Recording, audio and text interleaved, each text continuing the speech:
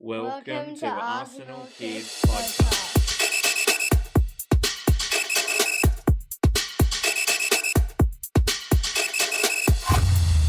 Hello and welcome to Arsenal Kids Podcast. My name is Madi and I'm joined by my co-host Ben. It is good to have you join us for this episode.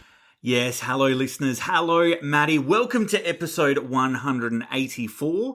And Maddie, we have a few episodes, but we are getting close to being caught up with all the games and the news and the happenings from around the club, ready for the next lot of games that are coming up this weekend. And a big happy Easter to all our listeners. Yes, if you celebrate Easter, happy Easter to you, and we hope that the Easter Bunny has visited, but even better than a chocolate egg will be the Arsenal getting some more wins on the board. And this episode we will cover off a win for the women's team and a win for the men's team. Yes, we start in part one with the women's team, who had an impressive victory over Leicester City in the Women's Super League as they were in midweek action. And then in part two, we look at the men's team, who were dominant again against Real Madrid in the second leg of their Champions League quarterfinal. meaning we are in the semis. We sure are, and more to share about all of that in a moment. But before we get to our content, a quick reminder to please follow, like, and subscribe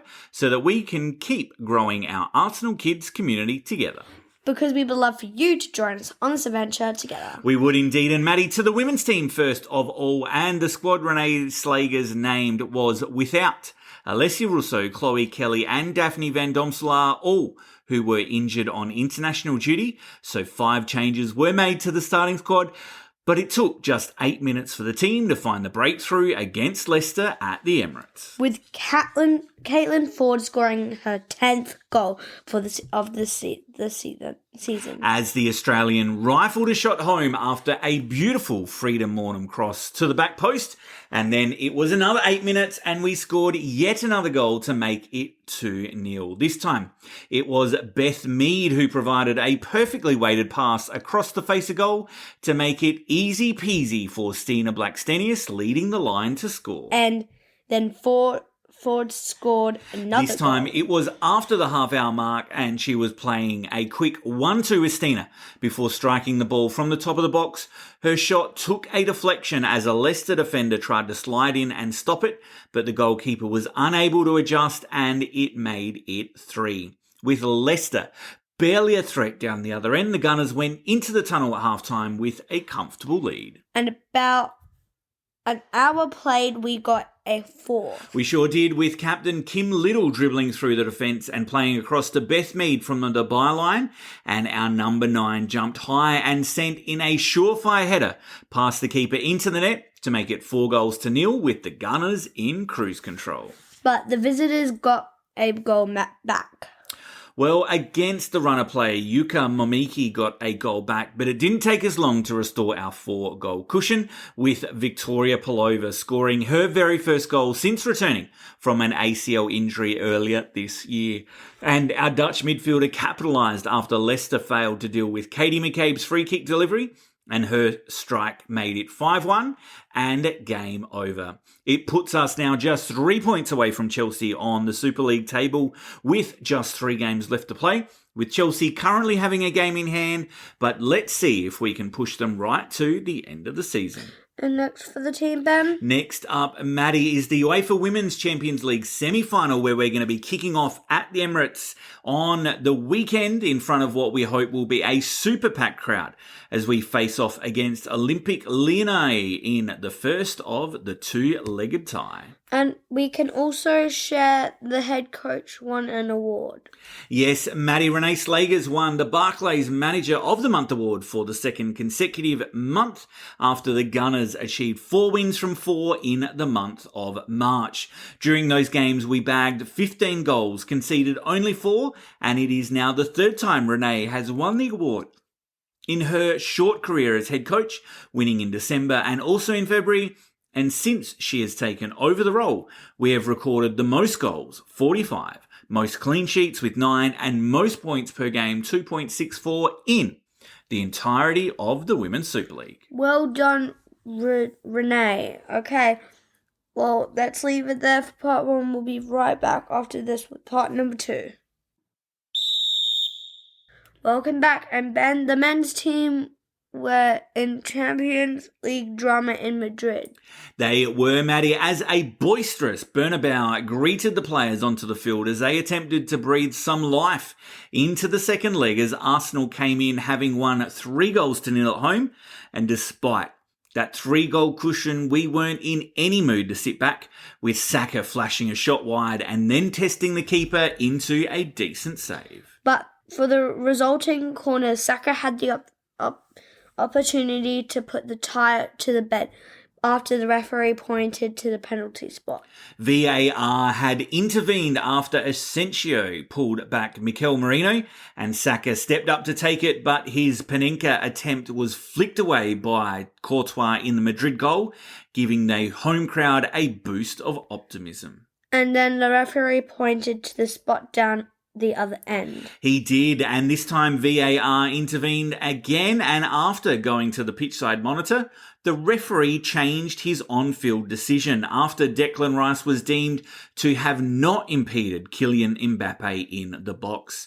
We had to show plenty of courage to keep our opponents at bay, but we went into the halftime break, having kept Real Madrid from having a shot on target.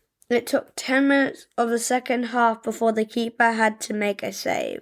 And that was a simple one. But on 64 minutes, we added another goal to our cushion to book our spot in the semi-finals. A fine passing move involving Saka, Odegaard and Rice saw our skipper slip a precise through ball into Saka, who coolly dinked the ball over Courtois to score his 5th goal in 7 Champions League matches this term, and sending the Gunners, who were in the away end, into raptures. But the 4-goal advantage lasted for 111 seconds. Yes, Maddie, it was short-lived as Raya rolled the ball out to William Saliba, who had been magnificent all game, but on this occasion, he forgot to check if anyone was behind him, because as he dallied on the ball, Vinicius Jr. stole it off him and hooked it into the empty net to reduce the deficit to 3 once again, with just over 20 minutes left to play. And it was then some absolutely resolute and excellent defending by the team, with Mbappe leaving the field without a shot on target, thanks in part to Saliba and Kivior, who together with the whole team ensured good chances for Diaz, and Endrick also didn't end up in the back of the net towards the end of the game. But then we got a goal and sealed the game and the tie. We did. A Kivior defensive header went to Mikel Merino, who put through a superb through ball to Martinelli, who started his run inside our half, and despite 90 minutes in his legs, he outpaced his defender and dispatched the ball past Courtois in goal, giving us yet another moment to remember from this pair of games against Madrid and securing our 3rd ever Champions League semi-final for the team. It was a great result, and this team still reeling from a number of injuries to so many of our key players, but won 2 games against 15 times Champions League winners Real Madrid is no small feat. Who will be playing in the game, Ben? Well, Maddie, I got it completely wrong the other week, as it turned out, because the Gunners, they're going to be facing Paris Saint-Germain over 2 legs in the semi-final for a spot in the final against either Inter Milan or Barcelona. The first leg will again take place at Emirates Stadium on the 29th of April before we head to the Parc des Princes in the French capital for the return leg on May 7. We have already defeated PSG this Champions League season. You might remember, as we had a 2-0 success at home thanks to goals from Kai Havertz and Bukayo Saka. To get to this phase, PSG have defeated Brest, Liverpool and Aston Villa, but let's hope that their Champions League run ends at this semi-final stage as we look to beat them like we did Madrid, both home and away. And any other games before Ben? Then. Well, Maddie, to be honest, while it's hard to imagine with all the Champions League excitement that the Premier League still exists, we are playing in there this Easter weekend as we face Ipswich Town away from home.